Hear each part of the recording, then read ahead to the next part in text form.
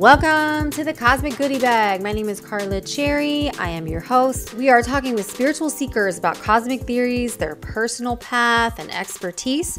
Our mission is to help people expand their consciousness and their awareness and provide tools to help them find their personal power. Do you want some personal power? I'm tired of watching superhero movies. Don't you want to have some little bit of that for yourself? It is ascension times, people. We'll be talking ETs, multidimensional beings, parallel universes. We cover it all. It's all in the bag. Why am I doing this? I don't know. Sometimes it's the red pill. Sometimes it's the blue pill. Sometimes you just slip and fall down the rabbit hole and you get a timeshare there. Here's my interview with Fiona Goodwin, who has one of the most intense coming out stories I've ever heard, which involves an exorcism and an ayahuasca journey in the jungles of Peru. Quick disclaimer here. Please do not try ayahuasca at home, and if you do choose to use ayahuasca, it is very intense, and I claim no responsibility for any of your actions. Okay, having said that, I really hope that you enjoy Fiona Goodwin. Fiona Goodwin is an LA-based stand-up comic and a trained UK therapist originally from England. She was a high school behavior specialist on the TV show Britain's Worst Teenager. She's a very British lesbian, and that happens to be the name of her one-woman show in LA. She's a spiritual seeker with a roller coaster of a journey that includes exorcisms and ayahuasca ceremonies in the jungle, and which we will get into all of that. Welcome, Fiona, to the Cosmic Goodie Bag. Hey, Carla. It's nice to be with you. Thank you so much for taking the time out to be on the show. I know you're a busy lady. Okay, so I just want to start with this. We met at our friend Penny Perot's famous Second Sunday soirees. Mm-hmm. Shout out to Penny if you need a slutty grandma in your drag queen video. That's what she calls herself, the go-to drag queen grandma. A little quick shout out to her. That's where we met, and there we were sipping tea on a Sunday, as you do, and you bust out in this ayahuasca tale that just takes the cake, which I want to get into. But first, a little bit of your backstory, and then we'll dive into it. So, Fiona, where did you grow up, and what was an early sign that you weren't quite like the others? Oh, I grew up in Hertfordshire in England. Okay. And the first sign, I think there are a number of ways in which probably I'm not like others, but as the same for all of us. But I noticed that I had terrible crushes on girls, probably around about 8 or 9. I mean, it would be when we were separated or when they would go off to some other school or whatever. It would just be utterly heartbreaking in a way that was very embarrassing. And I didn't, I learned to hide all of that very young. Okay. And so how did you, I guess you were not able to tell your mother. No, that's funny. No, I didn't tell my mother, bless her. She was, right up until before she died, she was still of the view that relationships between the same sex were unnatural and perverse. Yeah. And so tell me a little bit about your mom. I know that many of us have had challenging mother experiences, but I understand yours was just like a little bit extra. Well, I think my mother started off with a little extra. She was, I'm a little defensive of her now. When I was growing up, I didn't feel the same way at all, but she was evacuated during the war, which means she was sent away as a child between the age of 5 and 10 from her family. And it was never the same again, really. And so one of the ways I would say that she was, if she had been diagnosed, she would have been diagnosed with borderline personality disorder. So break that down just a little bit for us. So it was World War II, and was she sent away to a camp, or how did that look? Yes, there was a scheme to get children out of London during the bombings. So all the children were rounded up and put on trains. So my mother was put on a train with about 1,000 other children at the age of 5, wearing a little piece of cardboard on a string around her neck, which said her name, Faith. Her name was Faith Buckland, and she also wore a gas mask around her neck. And Jesus. With one hand she was holding her teddy bear, and on the other hand she was holding a little bag with a few, basic items. And she hardly saw her parents at all during the next 5 years. And how old was she? 5. Wow. Yeah. So she would cry, and then when she learned to write, she started to write to her parents to say, please, please take me back, please come and get me. And where was she? She was staying at a family down in Cornwall, but she was sent to in the school term time. She was sent to a boarding school, which was run by nuns who were incredibly unkind. And she was the older girls, and there was a kind of a culture of cruelty in the institution. And the older girls, my mother told me, would lock her in cupboards at night as a small child. And oh my God! So she had reasons not to be cheerful. Yeah, that would do it. That would pretty much do it. Yeah. So when I got to 5, my mother acted out some of this by she changed my name, she cut my hair off. She, my father left fairly young, when I was fairly young. But another strange behavior that she had was that she would keep my brother and I in our rooms so we wouldn't communicate with each other. I think that was some paranoia that she had. That she didn't. What was she afraid of? I think she was afraid that, I'm not quite sure. I think it was an irrational paranoia. I think she was afraid that we were talking about her or having fun without her. How did she go from this tragic beginning to getting married and having babies? Well, she got pregnant at 19. Okay. And had children. I mean, you have to marry then. In those days, you had to marry. But she got out of this situation. The war was over, and then it was like, was she released back to her family? And everybody's like, "Hey, yeah, be a happy family again." Just pretend like that didn't happen. Yeah, that's what happened. She went back to the family when she was about 10. But her father came back from the war, and he was quite scarred, and he wasn't the same person either. Wow. So it wasn't at home. He was very. I mean, she claimed that as a child, if she didn't get her homework right, he'd put her finger in a live electric socket. Oh my God. So she was. But the thing she had was she was very beautiful and very attractive to men. So she bagged the best looking guy at school. Mm-hmm. But then she really wasn't psychologically equipped to be in a relationship. I mean, she wasn't in good shape. So he left after about he left when I was about, I guess, about 8. So let me ask you this. You mentioned that you found the church. Tell me a little bit about that. Yeah.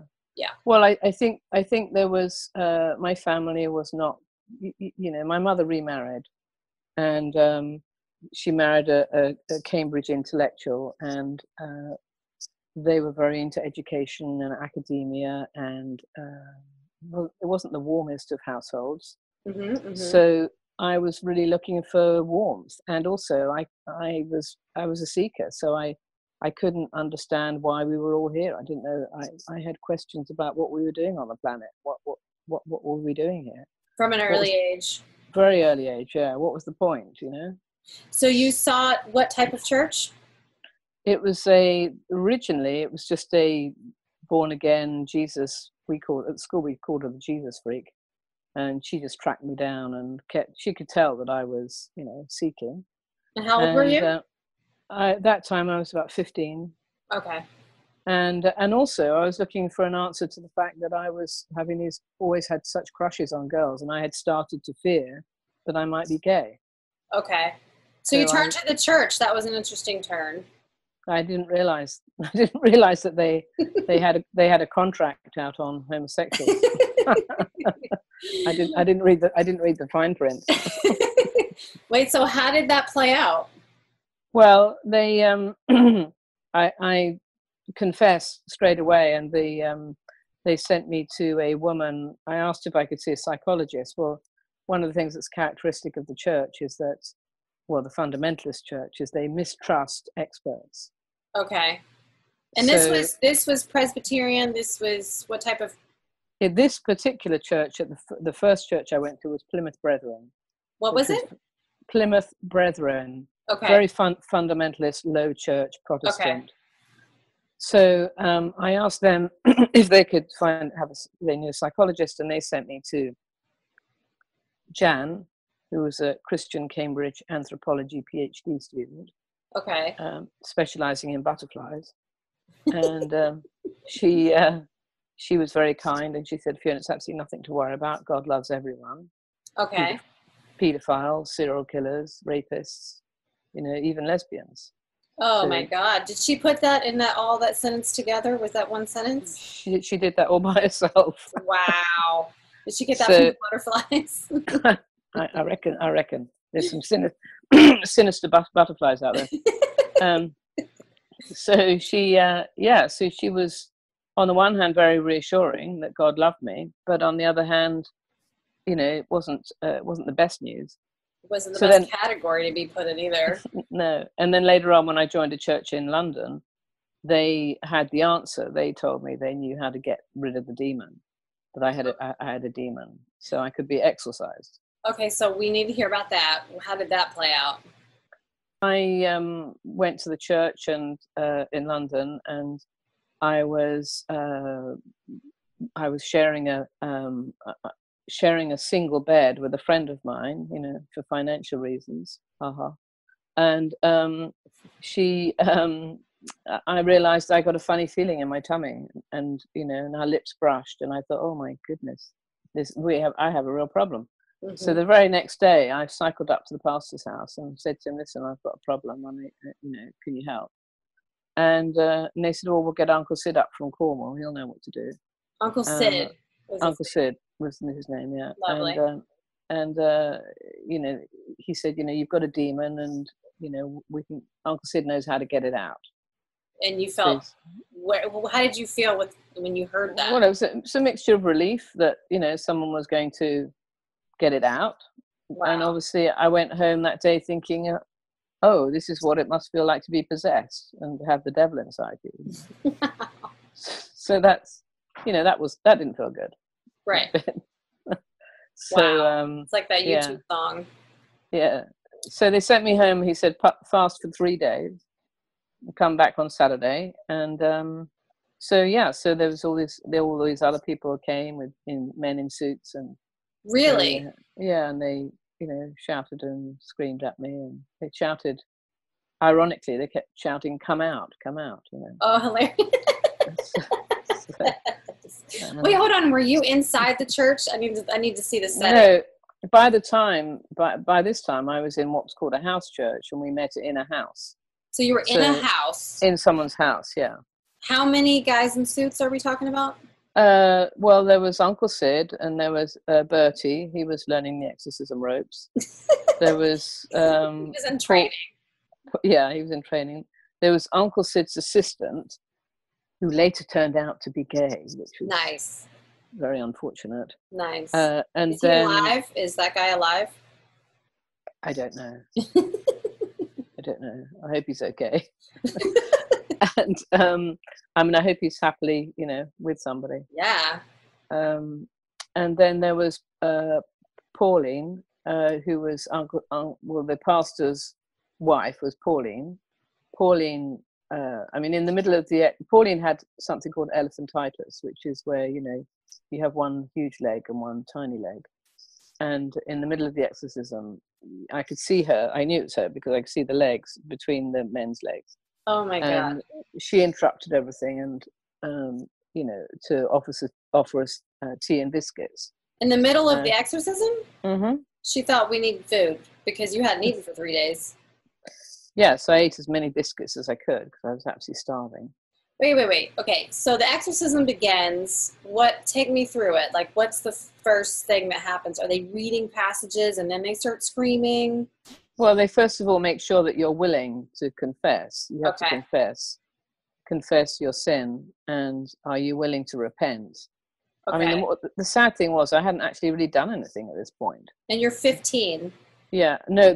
By this point, I'm 19. Okay, 19. You brush lips with a girl. You end up in this exorcism house. Yeah. I mean, I didn't really have anything to confess, you know, except my thoughts. So, so I confessed those. I said I was very sorry. And then they gathered around, and there were some candles. They lit some candles, and then they basically shouted at me, sort of, you know, swore. Not that they shouted at the demons, Right. you know, it was screaming, shouting, you know, come out, you demon of rebellion and resentment and homosexuality. Wow. So, you know, it's a lot of shouting. I, being English, I wanted to sort of help it along, you know, and so I kind of, you know, I'd seen The Exorcist, so I had a rough idea of, you know, what was going to happen. So I moved my head around sort of weirdly like that. Oh, you were playing the part. You were like, I'm an actress. Let's get into it. Well, I was just trying to encourage them. Yeah, you were like, let's herd this on. Yeah, I mean, I was already so codependent, and I was concerned that they would feel successful. Oh my God, that's hilarious. So what happened? Well, they continued screaming and shouting, and then we had this little tea break. And then they said, Uncle Sid was from Cornwall, right, which is right down in the south of England. So he said, all right, gentlemen, I think we should have another go. Okay. You know, yeah, which didn't sound good. Right. And off they went. You must have been exhausted at this point. Oh, yeah, they were shaking my shoulders and pushing my head back, you know, presumably to let the demon out more easily. I don't know. Oh my God. And then, you know, so there's a lot of shoving and pushing and everything. And in the second round, I got really angry because I thought, you know, partly it was a mixture of me partly hamming it up to kind of make me feel that it was, you know, the demon was, because they kept saying, oh, it's coming out now, you know, when I would get angry. You were birthing a demon. Yeah. So that, you know, they got all excited, you know, when I made noises and, you know, so, and then I shouted at them, get your bloody hands off me, you bastards. You know, I hadn't sworn for years, you know. I thought it was a, you know, good touch, you know, just throwing in the swearing. Thought that's the demon would probably swear, you know. And of course. and then at the end, and I said to Uncle Sid, you know, well, you know, things started to peter out. I think they were getting tired. And they said, so I said to him, you know, Uncle Sid, how did it go? And he said, not well, my lover, not well. Really? And I said, well, what do you mean not well? And he said, well, when we started, you had 7 demons. Wow, that's a lot of demons, you know. And he said, while we were doing it, 5 more came in. Oh my God! Wait! I have a question. Did you have to pay for this? No, it's all free. Okay, just it's not provided on the National Health. It's something that they made up all by themselves. And is Sid a big guy? I just need to know, what does he look like? He's tiny. He's about 5 foot. About 5 foot actually. He was shorter than me. About 5'1" or something. Yeah, and he was, you know, little old man, very sweet, very loving man. I mean, these people are really nice people. Okay, they mean well. Totally believe. He trained for this? Like, how did he get his certification? Pardon? Certification? Yeah. There is no certification for this. But how did he wake up one day and go, okay, I'm ready? Like, I guess he went through his own training. He was trained. He went through the apprenticeship as well. I think that it's just a tradition in that church, the charismatic church, you know. So how did he see? Did you ever ask him, like, hey, Sid, how do you see the demons? Like, how did you get your gauge? What are you gauging this on? How did he see 7 and then 5 more came? Right. No. I was too polite to ask. Oh, okay. I didn't ask. I just believed. Yeah. So what happened next? Well, the next thing, so I went home and nobody hugged me, you know, like they usually did. I went out and I thought to myself, well, I really am. Because they told me, you know, at the beginning, they said, do you want the demon out or not? Because if you don't want it out, it won't come out. Uh-huh. And if it doesn't come out, you won't ever have a baby or get married or have a family or anything. Oh, my God. So he said, you know, you'll be alone for the rest of your life, right? So that's partly why I put so much effort into the exorcism, because I really wanted to make it happen, you know? Yeah, not die alone. Mm-hmm. There you go. So I went out to the bus. You know, I didn't know whether to get on the bus or walk in front of it, you know. Oh, and so I got on the bus and then I went to McDonald's, I got a meal deal. As you do. After a post exorcism, that sounds like a good plan for a 20-year-old. So after that, I was kind of really concerned because nobody really said anything after that. You know, I carried on going to church, but people kind of gradually, it felt like people were skirting around me a little bit. Oh, no. Might have been my paranoia, I don't know. And so then I thought, well, I went to university, and then I decided that a convent would be the best solution. Okay. Because then I would dedicate myself to God, and wow. And I would accept being single.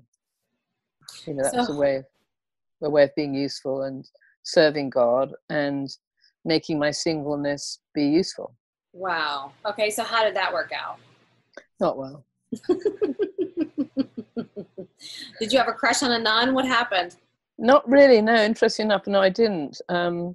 I just started to feel really, really uneasy about being there, and then one day I opened my Bible, flicked. You know, it was one of my ways to get guidance was to flick the Bible open randomly, say a little prayer and flick it open.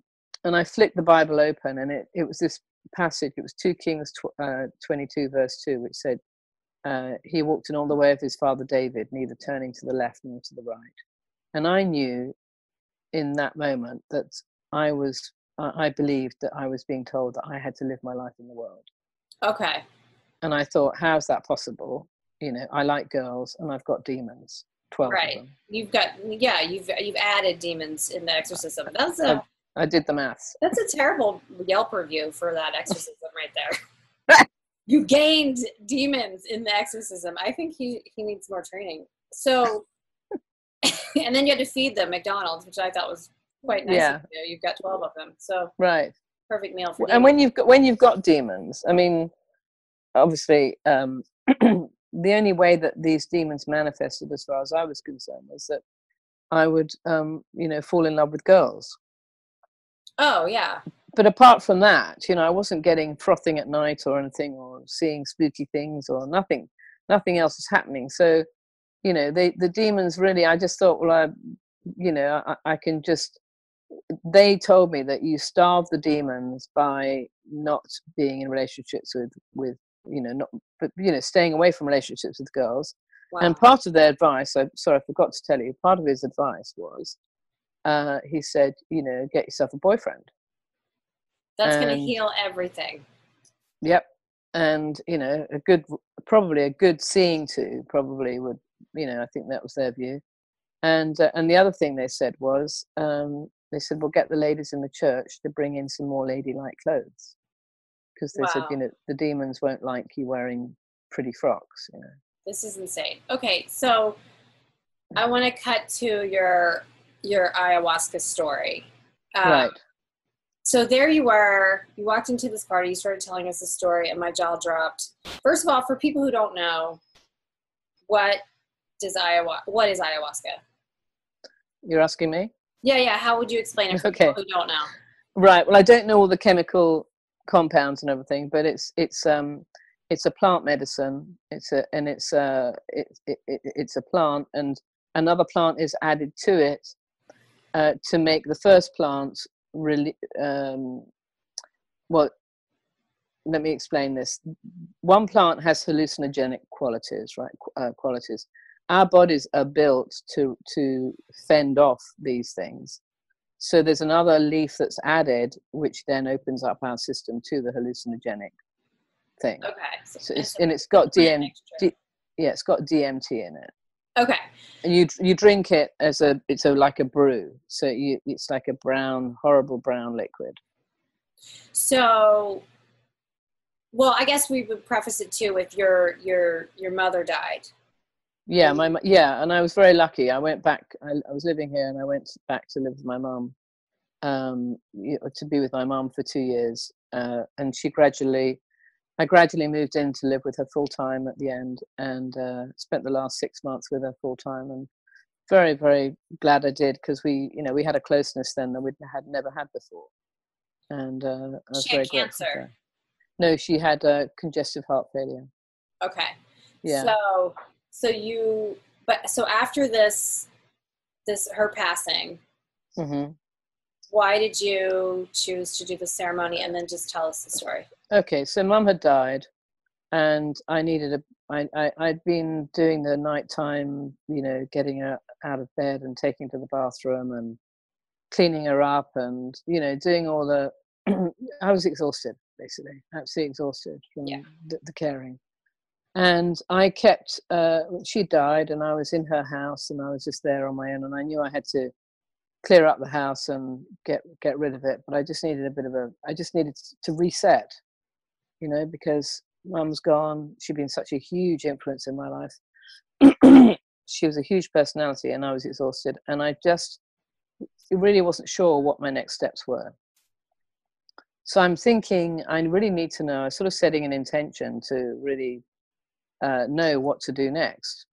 And I kept hearing this word ayahuasca, and in my head, and I'd heard this word ayahuasca once before, and it was when I was in someone's home, and I overheard people talking about ayahuasca, and all I heard them say was, "What do you need to be supervised when you do it," and that's all I knew about it. And I went online and I Googled it, and I found this place, and I read it's called the Temple of the Way of Light in the Amazon jungle, and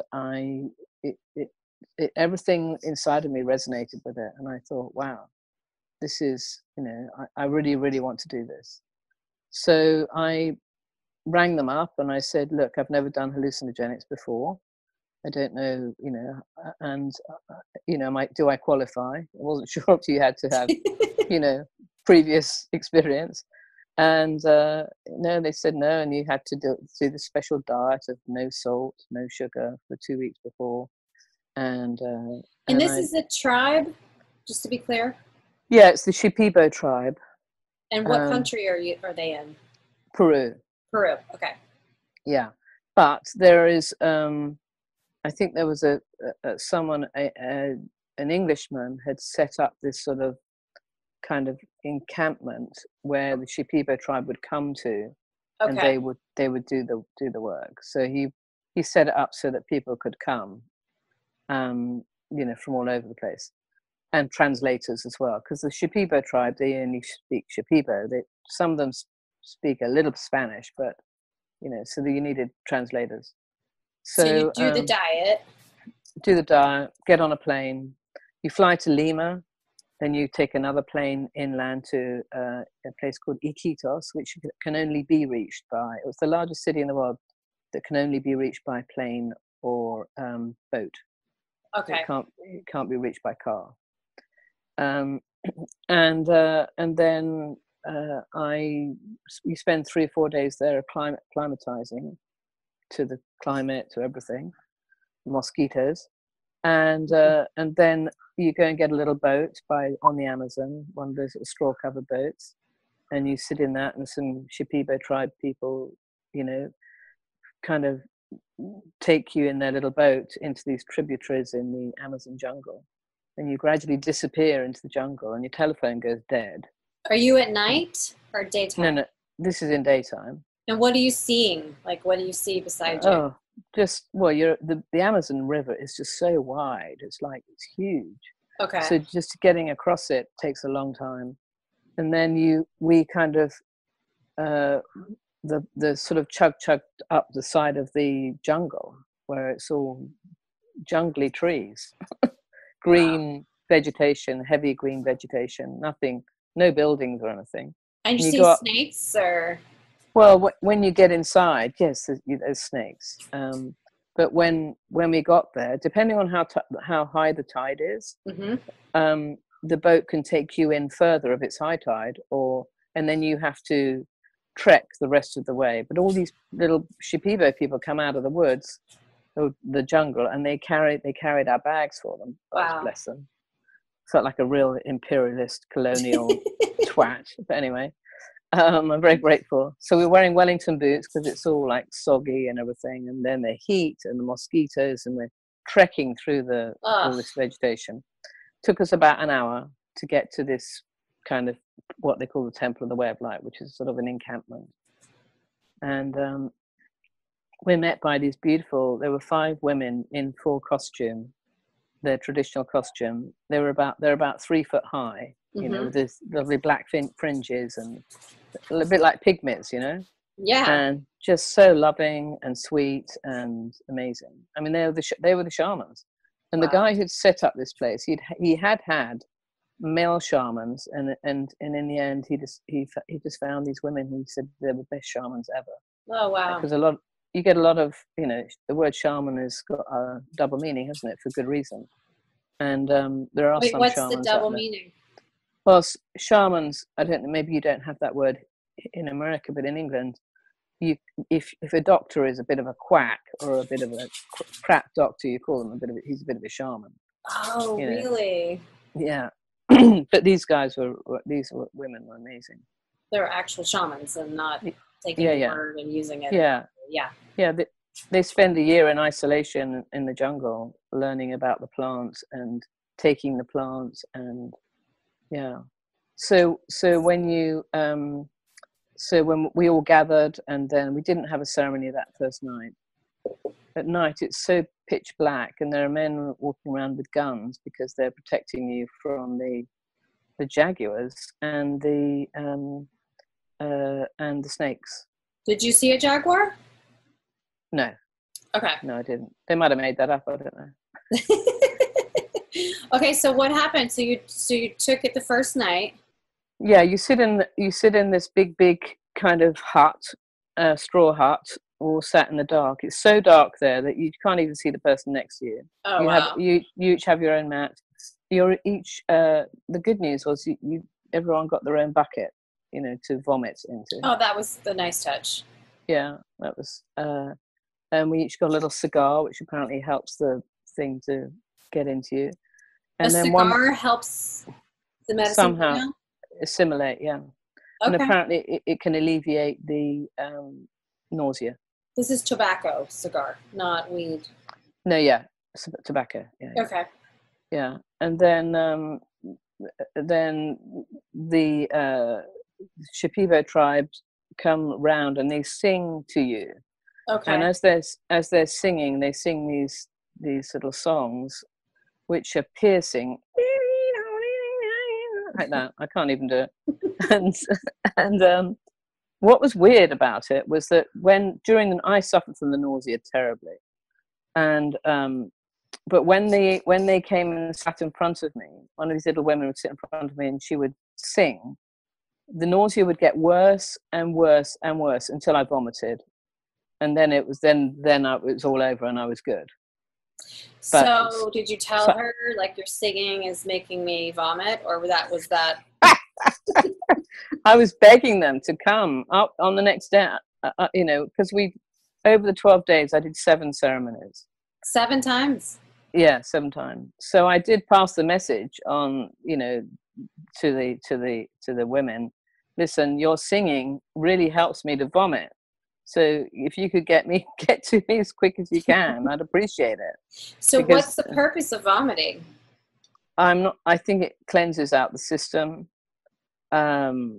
It certainly focuses your mind. I don't honestly know. I just think your body just reacts to it. But also I think it clears the system.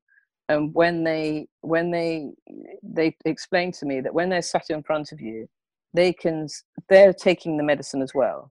Oh, really? They can see the medicine as light going through your body. Oh, interesting. And then when it hits a block, they can see a little dark patch, and they will sing into the blockage. Wow. And that's when you vomit.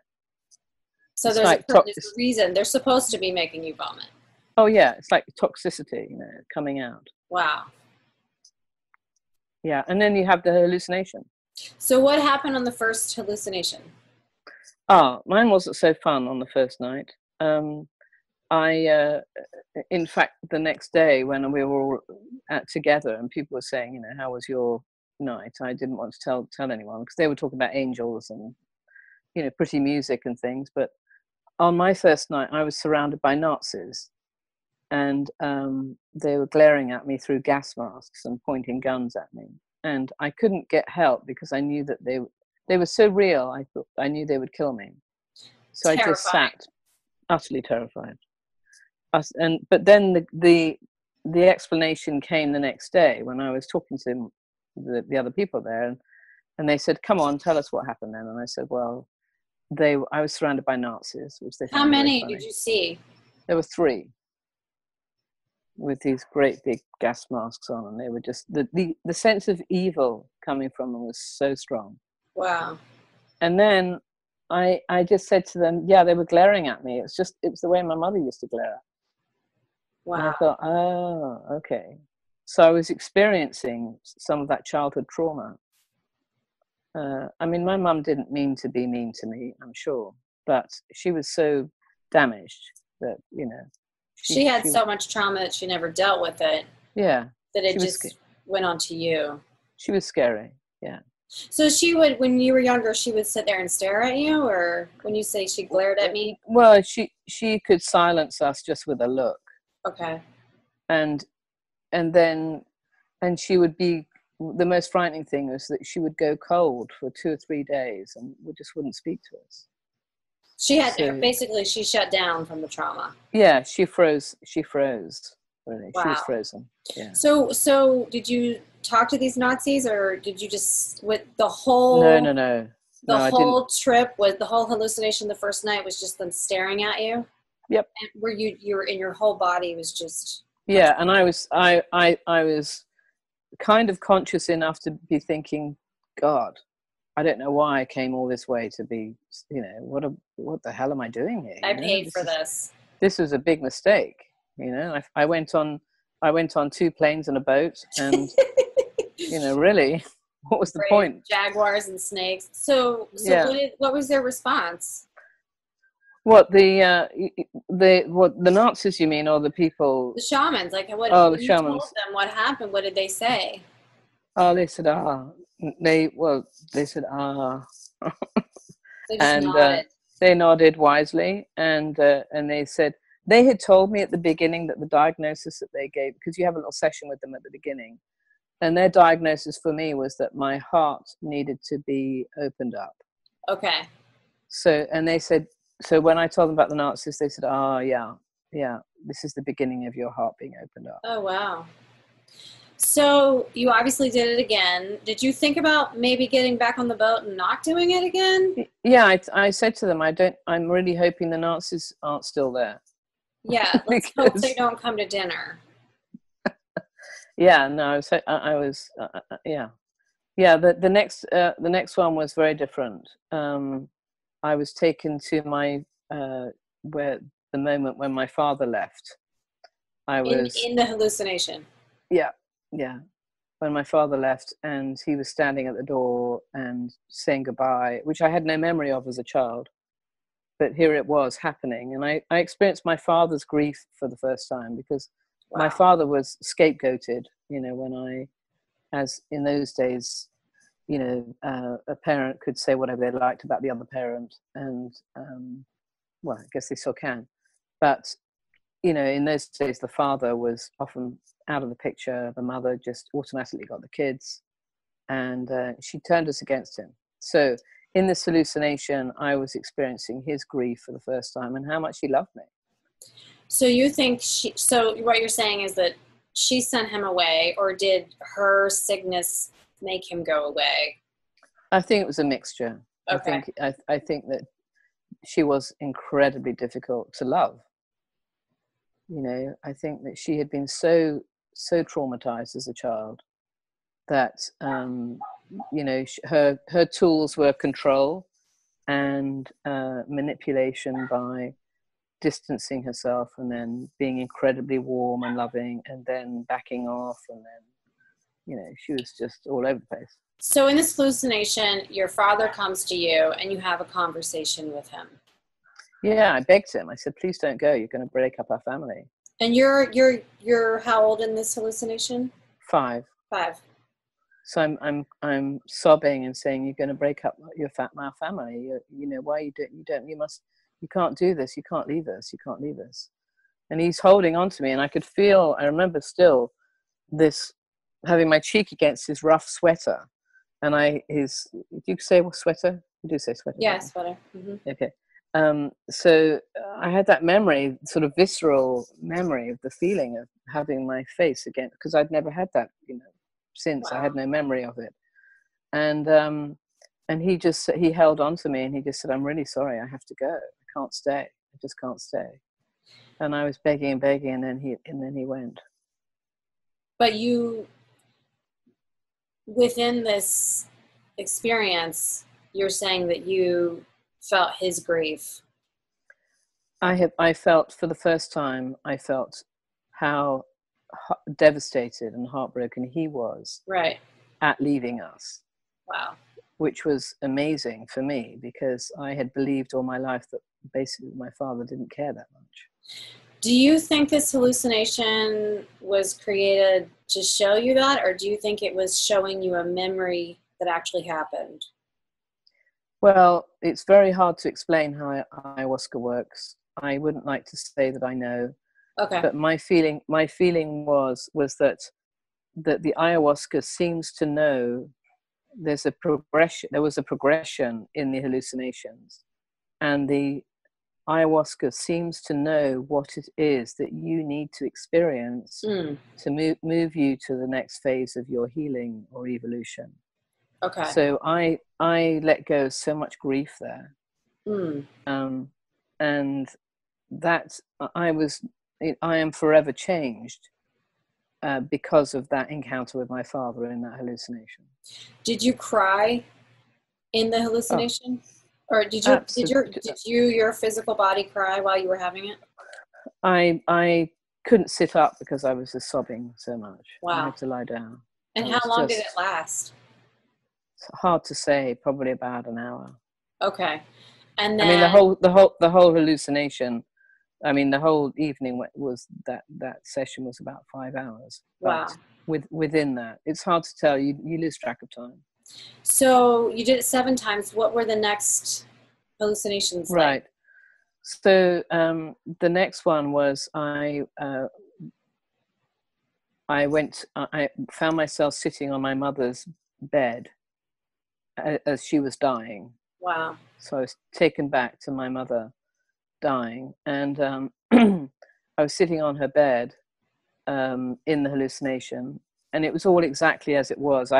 When Mum was alive, I'd put her hospital bed into the dining room downstairs, and made a lovely room for her downstairs where she could look out into the garden and things.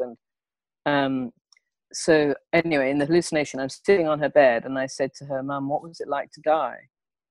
Wow. And bearing in mind, we had never been close. And she said, well, she was very, very upper crust, my mother, very hoity-toity. And she said, well, darling, it really wasn't that bad. And I said, what, in what way? And she said, well, I thought I would die alone, but you see, I didn't know I had this daughter. She was talking about me. Mm-hmm. And she had never believed that, I would be with her, or anyone would be with her at the end. So, and then I said to her, so, Mum, is there anything else I could have done for you? And she said, well, darling, you could have, dressed yourself up a little bit more nicely. And I said, what do you mean? And she said, well, you're always wearing that terrible dressing gown. And a little bit of lipstick wouldn't have gone amiss. That's how I knew it was my mum. That's my mum for you. Oh my God, that's so funny. Wow. Yeah. But again, that was a wonderful moment to feel, because my mother never said anything to me about. She once said to me while I was looking after her in the middle of the night, she'd said to me, you saved me. Wow. But apart from that, she never talked about anything of any depth, So that was a very healing moment for me too. So you got to thank you. Yeah, I did. It was very, and again, whatever you think about what was happening during the ayahuasca, it has changed me. Wow. So, and then the next one was we did have a lot of snakes, and we did have one slither across an anaconda, I think it was, slither across the hut one night, and Oh my people, God. men with guns came in and chased it off and everything. But I had this hallucination where I'm just sitting, and a snake is looking me right in the eye. It's like it looked like I don't know snakes. It could have been a cobra or anaconda or something. It was huge, and it was glaring at me. Oh my God. And I just thought, oh, for God's sake, we've had the Nazis, right. Seriously. Yeah, a couple reprieves and now snake. Yes. So I'm looking at the snake, and then the snake looks at me, and I thought it was going to swallow me alive. And then it looks at me, and it goes. It winks at you. It winked at me. No way. So I go, whoa. I said, so you a friendly snake? And he said, or he, I don't know if it was he or she. He said, yeah, yes, I am. I said, well, what do you do? I said, well, would you mind if I call you Snakey Snake? Kind of random. This could be a children's story. Yes. And he said, no problem. And I said, well, what are you doing here? And he said, well, I wanted to show you something. Wow. So he said, follow me. So he slithered off. And in the hallucination, I follow him, and I find myself in my childhood bedroom where I had been in the previous hallucination with my father. Wow. And I'm in the bed after my father's gone, and I'm just sobbing, and the snake says, watch this. And it wraps itself around me. Oh my gosh. And during the hallucination, I actually feel heat going into my body. Wow. And I just felt all this warmth going in. And the snake said, you see, I was always there. And I can heal you retrospectively. And I felt all this warmth, and the snake said, I've never always been there, and I'm never going to leave you. I'm always going to be with you. Okay, so who do you think this snake was? I don't know. Jesus, Mary, Joseph. I don't know. One of the three. Wow. I don't know who it was. A symbol of something, or because it was some kind of, I don't know, some universal truth, some loving being, something very loving, something. And the next day when I was walking around, I thought, oh, this is how it must feel to feel really safe and have somebody with you all the time. Wow. Because I could feel that presence stayed with me. It was incredible. And so do you think it's still with you today? I do. I think it's always been there. And I think it's still with me. And I don't experience it in snake form particularly. Right. But when I'm tapped in and, and meditating or in prayer or whatever, I have the sense that I definitely feel there's something there, that's loving and is on my side and wants the best for me. Do you think it's your personal guide? Maybe. I don't know if I could narrow it down to that. I really don't know. But you got a sense of something is some being, some essence has always been with me and is still, and it gives you comfort through. Yeah. Throughout. I mean, it could even be an aspect of myself. Being on my own side. I don't know, but it felt so strong and deep. It may be it may be an aspect of myself that I am, yet to become familiar with. I don't know. Wow. So the next couple ones, did you have anything interesting come through in those? The next ones there was lots of, Sergeant Pepper's Lonely Hearts Club Band, the album. Yes. The cover, how weird it is, all psychedelic. Right. I had lots of psychedelic stuff like that, which I didn't particularly enjoy. Okay. Orange telephones and, green sort of chocolate chip cookies, and I mean just weird going down yellow tunnels and lots of weird stuff. Okay. so they were the most standout ones. Okay, so you had some colorful symbolism. Yeah. And then, Yeah. So how did it end? So you thanked the shamans, or have you gone back since? No, I haven't gone back since. I found out you can do it down the road here, and in California. Oh, And that was later on, but I'm sure it's not the same experience. I felt very privileged to be in that community with those people, those generations of shamans. And what was the name of it again? The place I went to was the Temple of the Way of Light. Temple of the Way of Light. Yeah. So how do you come back, and how does your life change? Well, it was like having a reset. It's a bit like, I don't know if you've ever done silent retreats, but when you go away for 10 days and you sit in silence for 10 days at a time, you come out of that and it's like you've had a reboot. So when I came back, I had a sense of calm and just a sense of that everything was all right. And of course I had Snaky Snake with me. Yeah.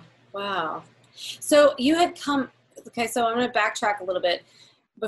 How old were you when you did this? Or how many years ago? Let's ask that. Oh, this is really recent. This is only about, I don't know, 6 or 7 years ago. So maybe 5 years ago. And now I just want to say that you've done this incredible show, one woman show. Did you fully come out as a lesbian before your mother died? And did you? Well, her dying helped. I had come out, okay, but not to everybody. Okay, and then once you did this experience, this ayahuasca experience, did it help you sort of really step into your own, or? Yes, I wouldn't put it all down to that. Okay. I think it was just one piece of the jigsaw. Okay. It certainly gave me a great sense of self-acceptance. It was more, that experience was more to do with shedding grief and becoming more accepting of who I was, and trusting myself more. Trusting that inner voice. Which the inner voice that told me to go. I mean, everybody else was saying, "Don't go there. You're crazy." And on that course, when I accepted being gay, that's when it kind of took the lid off my love of performing. And you see, you can't repress things about yourself selectively. If you put the lid on something inside yourself, it will mute all parts of you. So when I took that lid off, suddenly I realized, I've loved working with adolescents for 21 years, which is what I did. But now I'd like to be a stand-up comic and live in a boat in the marina. So that's what I did. So you became a stand-up comedian and you moved into a boat house at the same time. Yeah. Like, if we're going to do this, we're going to do this full throttle. There you go. So you became a stand-up comic in what year was that? 2000 and probably 5 or 6. Okay, and then you started touring, or you started just doing LA, or how did that work? I was just doing LA, and then when I went back to London, I did the circuit in London. I mean, I was just doing little, just going around to the little tin pot. Sorry, I don't mean to be rude about them, but the little, places where you can throw your hat in the ring and go on, and and I just got loads and loads of stage time in, which is great. And so then how did you develop into this one woman show, and tell us about that? Okay, so I got a bit tired of going out at, being out till midnight and doing my 5 minutes or whatever, with 25-year-olds. Yeah, a lot of 25-year-old white guys telling dick jokes, and I live with my mom. A lot of dick jokes. So and I decided that I got someone introduced me to someone called Terry Silverman, who has a writing class, and she helps people get on their feet to do one-woman shows. Great. So I started doing that, and she got me up. She was actually the first one that got me up doing stand-up. And then I started writing my first show, which was a Very British Exorcism, which was based on the exorcisms that I had.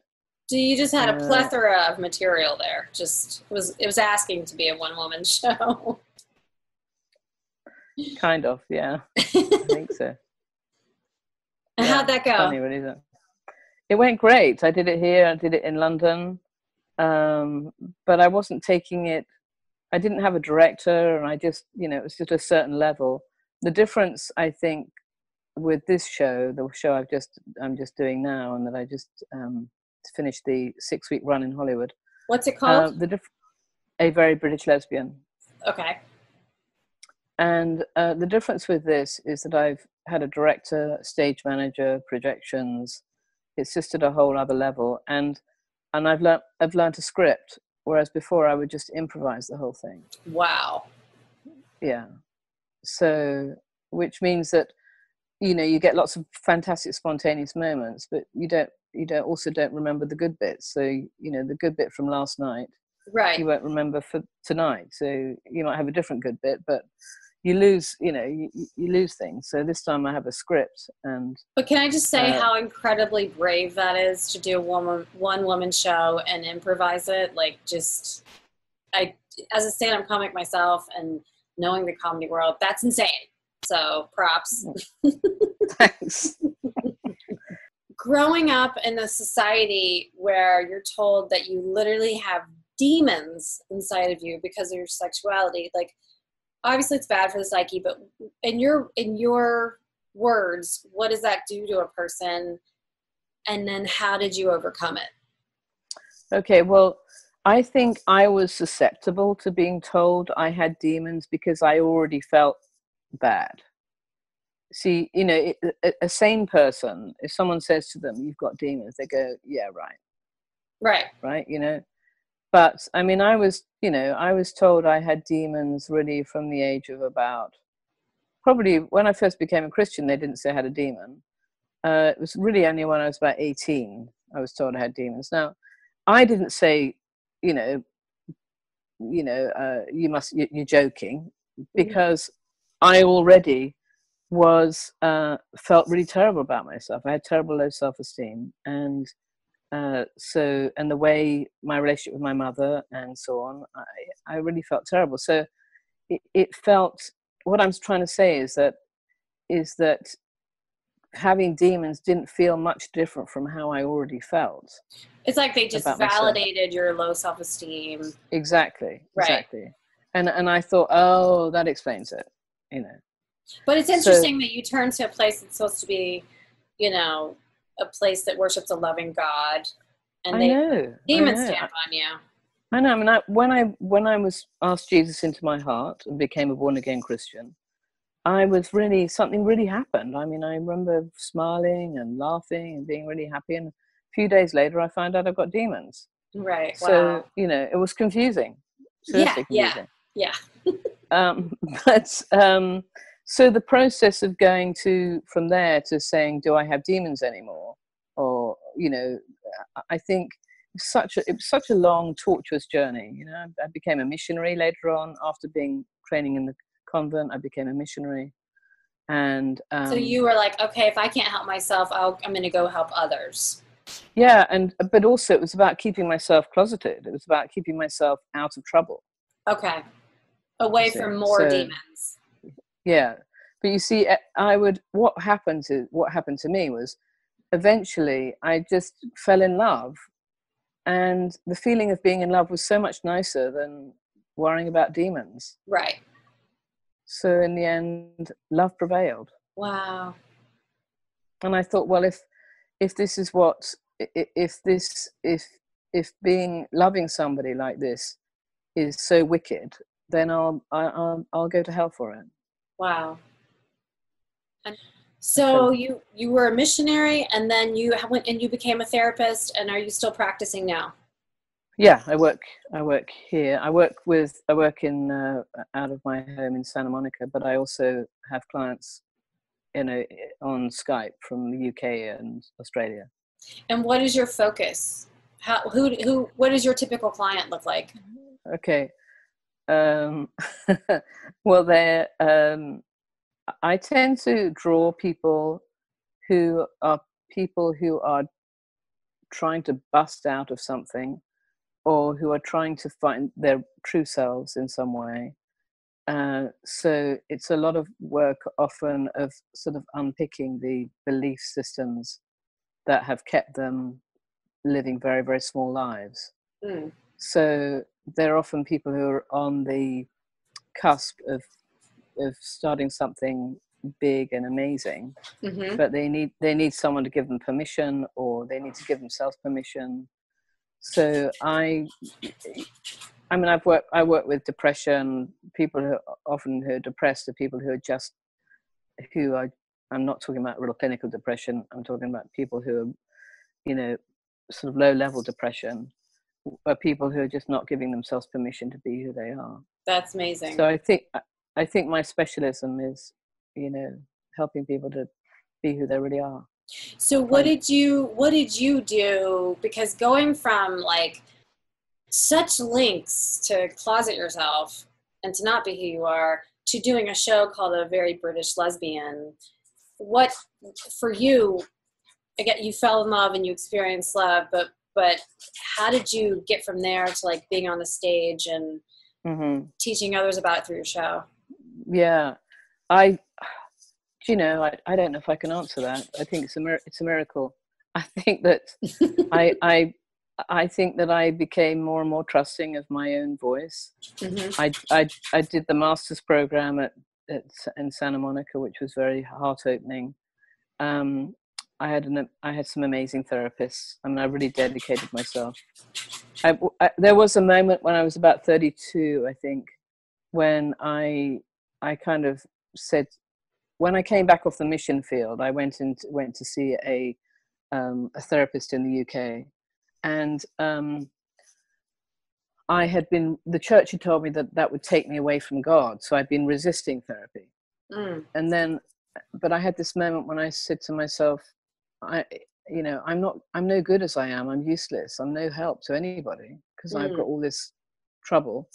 So, and I prayed a prayer and I said to God, if we lose contact, I think you'll forgive me. Wow. And so I'm going to go into therapy, and I hit the therapy trail hard. Yeah. And how did it affect your relationship with your higher power? Well, initially, that's an interesting question. Initially, I had to just shut all that out, because I'd been living my life by listening to the voice inside, which I thought was God. But God was saying I couldn't be gay, so it was all confusing. Mm-hmm. So I had to compartmentalize. I had to cut it all out. I had to cut out the church, going to church. And then when I came here, I found this other kind of spirituality, which is more about trusting your own voice and trusting spirit and believing. I believe that that there is, I don't know if it's called snaky snake, but I believe that there's a being or something, a universal power that's kind. That's really beautiful. That's so beautiful.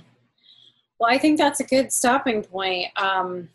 I really appreciate you sharing your story. This has been amazing. You have an amazing story. I definitely, when you find out, so what's going on with your show? You're trying to do the next round? I'm plotting at the moment my next steps. So you'll tell me when your next run's going to be going. And then do you want people to reach out to you for totally, yeah, clients? Absolutely, yeah. FionaGoodwinCoaching.com. FionaGoodwinCoaching.com. I'll also put that in the thank you. Yeah. Or FionaGoodwin.com will get you to my other website, so whichever. Yeah.